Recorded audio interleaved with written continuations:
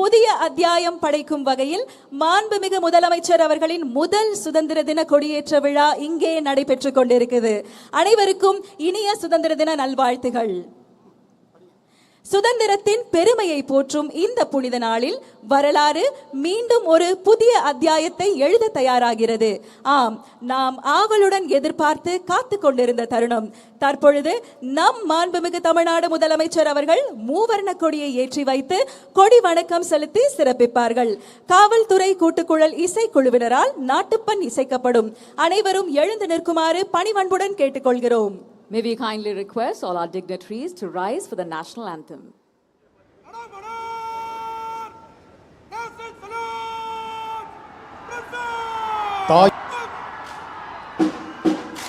ஒரு புதிய அத்தியாயத்தை எழுத தயாராகிறது. ஆம், நாம் ஆவலுடன் எதிர்பார்க்கப்படும். அனைவரும் எழுந்து நிற்குமாறு பணிவன்புடன் கேட்டுக்கொள்கிறோம். May we kindly request all our dignitaries to rise for the national anthem.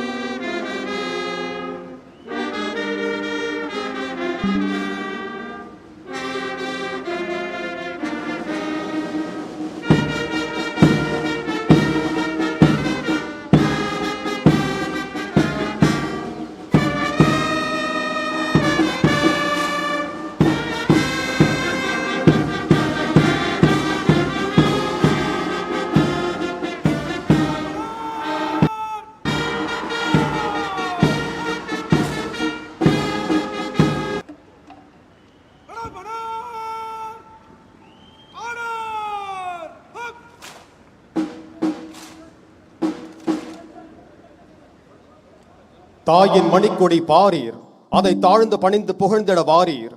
பாரதியாரின் இந்த பாடல் நம் தேசிய கொடியை தாயின் மணிக்கொடியாக போற்றி அதன் கீழ் நாம் அனைவரும் ஒன்றுபட்டு நிற்க வேண்டும் என்ற தேசப்பற்றையும் பெருமிதத்தையும் இத்தருணத்தில் எடுத்துரைக்கிறது. இந்த சுதந்திர தின நன்னாளில் மாண்புமிகு தமிழ்நாடு முதலமைச்சர் அவர்களை சுதந்திர தின விழா பேருரையாற்ற பணிவன்புடன் அழைக்கிறோம்.